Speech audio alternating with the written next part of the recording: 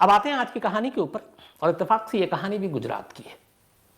गुजरात के खातलवाड़ा इलाका है, ये वलसाड में है, वहाँ की कहानी है। इस कहानी में एक ख़ास चीज़ है।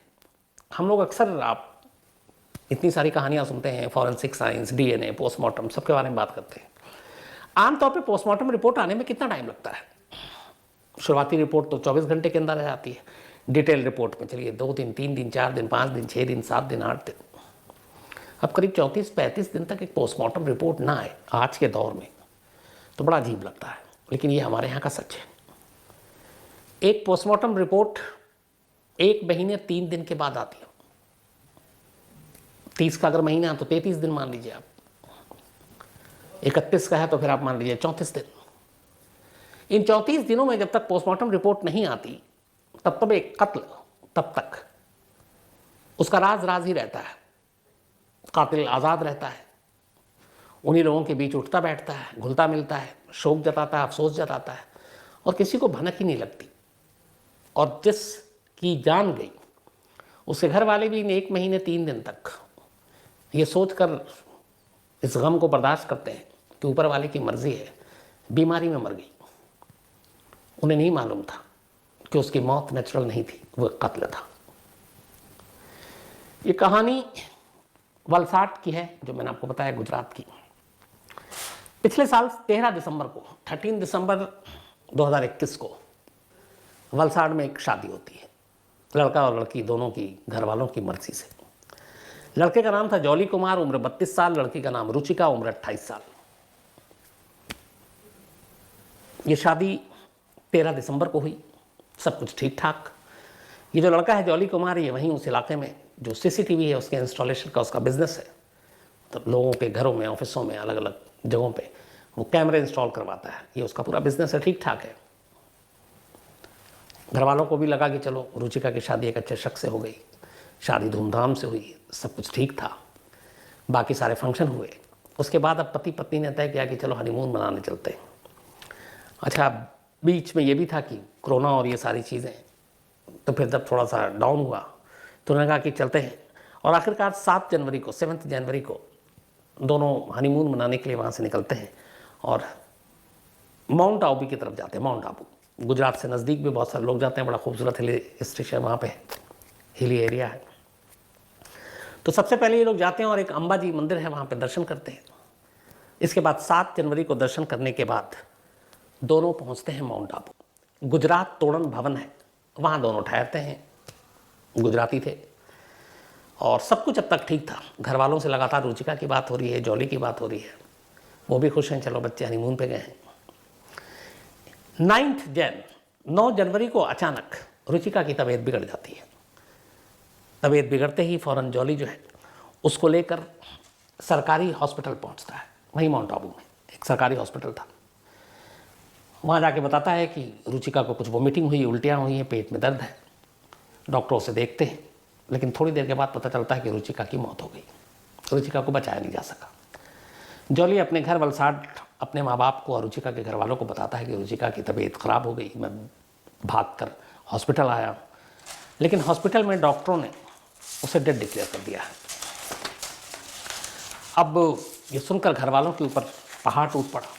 अभी अभी शादी हुई, जिसने भी सुना उसको बड़ा अजीब, तो मतलब 27 दिन भी नहीं हुए शादी को, बल्कि ठीक शादी के बाद का 27वां दिन था जिस दिन ये मौत की खबर आई। अब घर वाले भागे हुए पहुंचते हैं माउंट आबू। वहाँ पोस्टमार्टम के बाद रुचिका की लाश घर वालों को सौंप दी जाती है।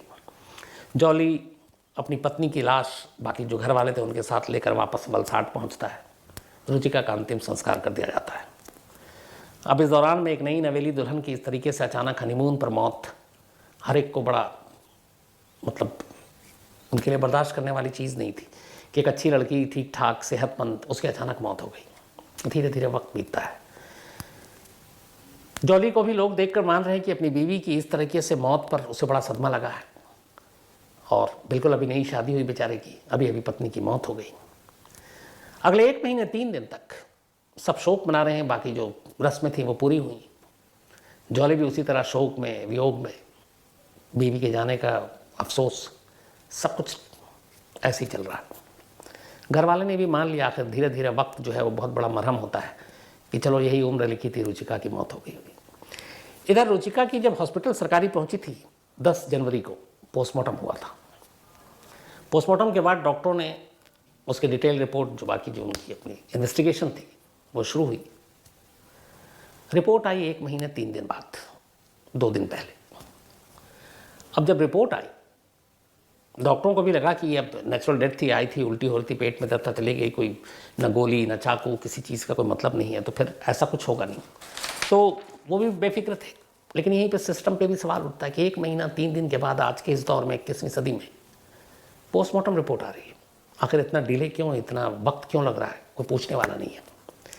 लेकिन जब ये पोस्टमार्टम रिपोर्ट उस सरकारी अस्पताल के डॉक्टरों के पास पहुंचती है जिन्होंने इसका पोस्टमार्टम किया, तो अचानक वो चौंक उठते हैं। पोस्टमार्टम रिपोर्ट में साफ साफ लिखा था रुचिका की मौत न बीमारी से हुई, न पेट दर्द से हुई, न उल्टी से हुई, बल्कि उसे मारा गया है। मारने का जो तरीका लिखा हुआ था और जो चीज़ें पोस्टमार्टम रिपोर्ट में बाहर आई, उन्होंने सोचा कि उससे पहले अपनी डॉक्टरी के पेशे में भी उन्होंने ऐसा नहीं देखा। रुचिका के गले से करीब मुट्ठी भर पत्ते, उसके पेट में पत्ते ये मिले जिससे सांस लेने में प्रॉब्लम हुई। बड़ी बारीक सी एक निशान थी, एक पेड़ की टहनी जो होती है, पतली सी शाखें, उस पतली सी शाखें जिसको आप मोड़ लेते हैं कई बार, उससे चोट बहुत लगती है, बचपन में बहुत पिटा भी हूं कई बार, उससे उसके गले के घोटने की बात कही है पोस्टमार्टम रिपोर्ट, जिससे कि निशान भी ना पड़े। पोस्टमार्टम रिपोर्ट के मुताबिक रुचिका की जो मौत थी वो ये थी कि उसके गले से लेकर, मुंह से लेकर गले तक पत्ते भरे थे, उसके पेट में भी पत्ते थे, सांस नहीं ले पा रही थी उन पत्तों को, और वो पत्ते इस तरीके से थे ऐसा लगा था जैसे उसके मुंह में किसी ने ठूसा है। इसके अलावा पतली सी टहनी से उसके गले को घोटा गया था, जिसकी वजह से उसकी मौत हुई। अब जब पोस्टमार्टम रिपोर्ट में पत्तों की बात और गले घोटने की बात आई, फौरन रुचिका के घर वालों तक पोस्टमार्टम रिपोर्ट पहुंची। इसके बाद अब सवाल यह कि कातिल कौन हो सकता है। हनीमून पे पति पत्नी गए, पति लगातार ये क्लेम कर रहा है कि मेरे सामने रुचिका ने उल्टी की, मेरे सामने उसकी तबीयत खराब हुई, तो फिर और कौन। रुचिका के माँ बाप ने अपने ही दामाद जॉली के खिलाफ पुलिस में कंप्लेंट की। चूंकि कत्ल रुचिका का माउंट आबू में हुआ, इसलिए उनकी टीम, वो लोग पहुंचे माउंट आबू, वहाँ की पुलिस में रिपोर्ट दर्ज की, और उनकी इस रिपोर्ट और पोस्टमार्टम रिपोर्ट, उनकी कंप्लेंट और पोस्टमार्टम रिपोर्ट के बाद पुलिस ने रुचिका के कत्ल का मामला दर्ज किया और जॉली को गिरफ्तार किया।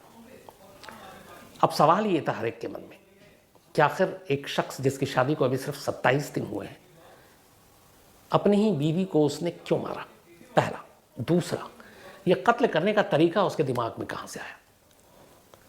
पुलिस ने उससे पूछताछ की, जो पता चला वो ये है अभी तक, हालांकि पुलिस का कहना अभी वो पुलिस के रिमांड पे ही है, हो सकता है आने वाले दिनों में कुछ नए खुलासे हों, मैं अपडेट आपको ज़रूर दूंगा, लेकिन अब तक जो है वो ये है कि उसे ये था कि वो हनीमून पर गया है और अगर उसकी पत्नी को कुछ होता है तो पहला शक उसी के ऊपर जाएगा। वो सोच रहा था कि कैसे करूं और क्या करूं, जो माउंट आबू पुलिस की तरफ से कहा गया। उसने सोचा कोई ऐसा तरीका अपनाया जाए जिससे कि शक ही ना हो उसके ऊपर। उसने सोचा ऐसा क्या तरीका हो सकता है, तो कोई बीमारी, अब वो पेट दर्द या फिर उल्टी ये कैसे हो सकती है। तो उसे लगा कि अगर गला घोटूंगा तो शायद, पता है गले घोटने से मौत हुई है, उंगलियों के निशान आएंगे। उसने उसके मुंह में पत्ते ठूंसे। उसे ये लगा कि इन पत्तों का राज बाहर नहीं आएगा और पत्ते शायद जब हम खाना खाते हैं हजम हो जाता, पत्ते भी हजम हो जाएंगे। लेकिन एक खाना और एक ठूंसना, दोनों में फ़र्क होता है। वो पत्ते वहीं गले में अटक गए और गले में अटकने की वजह से सांस की नली फंस गई। लेकिन उसे फिर लगा कि नहीं, हो सकता है कि ये बच जाए, और बच गई तो फिर पोल खुल जाएगा, क्योंकि पत्ते वो ज़बरदस्ती डाल रहा है। इसलिए वो एक टहनी ले आया, हाथ नहीं लगा रहा, और उस टहनी से उसने गले को घोटा। उसे ये था कि शायद इससे जो है न मार्क आएगा और न ये पता चलेगा कि गला घोटा गया, क्योंकि बहुत बारीक टहनी और पतली टहनी थी। लेकिन खैर, ये दोनों चीज़ें नाकाम हुई। पोस्टमार्टम रिपोर्ट ने बता दिया ये मौत कुदरती नहीं है, ये कत्ल है। अब बात थी मोटिव की, मकसद। तो अभी तक जो शुरुआत में आई है वो ये है कि इसने शादी तो की, पर ये शायद शादी करना नहीं चाहता था और इसका कहीं और कोई किसी लड़की के साथ रिलेशन है। लेकिन वो कौन है, क्या सच्चाई है, सिर्फ यही वजह है या फिर इसमें बाकी चीज़ें हैं, डॉरी है, अभी पुलिस इसको इन्वेस्टिगेट कर रही है। इसमें जो भी फाइनल सच्चाई सामने आएगी, ये जो अपडेट आएगा, मैं आप तक ज़रूर पहुंचाऊंगा। तो ये थी कहानी।